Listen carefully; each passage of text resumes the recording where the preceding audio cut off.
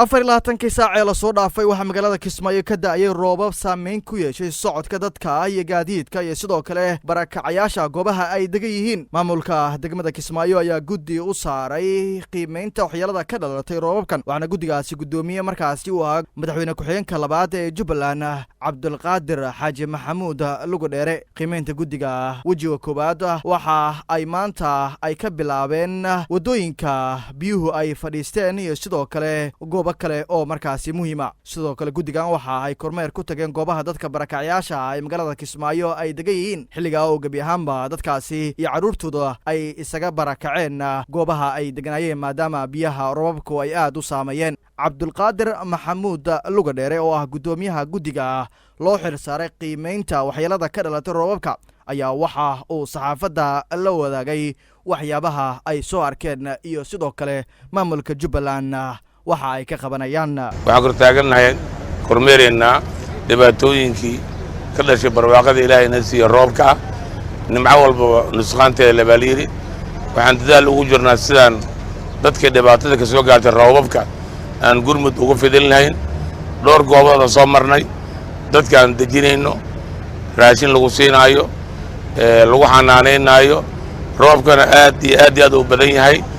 dhammaan hay'adaha kala duwan ee dowladda Jubbaland waxaan ugu baaqayaa inay hawshaasi gacan buuxda ka geystaan. anigoo ninka mas'uulka ah hawshaasi madaxweynaha iyo dowladda u magacaawday sidii loo gurman lahaa hawshaasi. waxaan kaloo baaq u diray dhammaan hay'adaha inay gacan buuxda ka geystaan sidii hawshaasi looga qayb geli lahaa. waxaa hadda soo idin muuqda biyihii matoorada aan keennay, biyihii la dhuuqayo, goobihii kale oo dadka aan dib u dejo ugu samayn lahayn, wixii dardaaran ah iyo wixii hadal ah. isku tashi baa awal wadooyinka ku dhisnay, waa taa isbuuc dhaweyd furnay wadooyinka isku tashiga ah oo aan annagu ka qayb galnay, hormuudkan aan ka ahayn. haddana dadka isku tashi inaan hawshaa ku qabanaa rabnaa.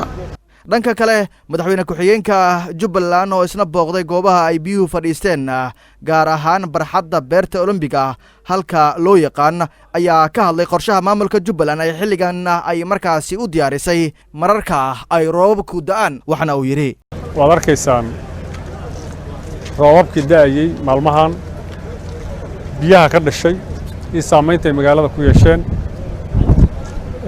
dadka saadaasha hawadan waxay sheegeen maalmahan inay sii socon doonaan roobabka.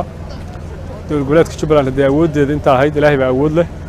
waa inta haddaanu qabanayno waxaanu keennay matooro biyaha badda ku daro, booyado daldalo. laakiin mar haddii roobka uu sii socdo biyihiina waa sii tarmayaan, saameyn baa ka dhalatay bini'aadinimo. dad badan baa qaxay, guryahooda ka baxay, loo raadinaya iskoolladii in la dejiyo.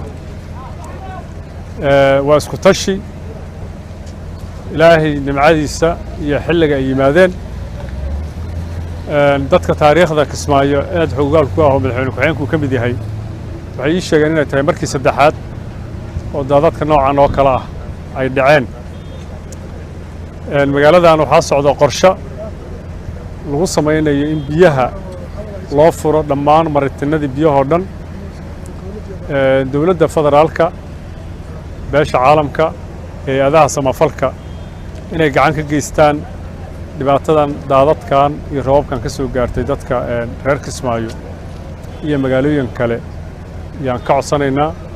dabcan guddi madaxweyne ku-xigeenka labaad uu hogaaminayaa barnaamijkan ka shaqayn doono. inta awoodayada waa qabanaynaa. ilaahay ha inoo sakhira. guud ahaan marka la eego xilliyada roobka magaalada Kismaayo waxa ay markaasi martigelisaa biyooyin badan oo markaa fadhiista wadooyinka halbowlaha u ah magaalada Kismaayo. maamulka Jubbaland ayaa marar badan waxa ay sheegeen in ay wax ka qabanayaan. Maxamed Ibrahim Karama, raadiyaha ETV-ga Dalsan, magaalada Kismaayo.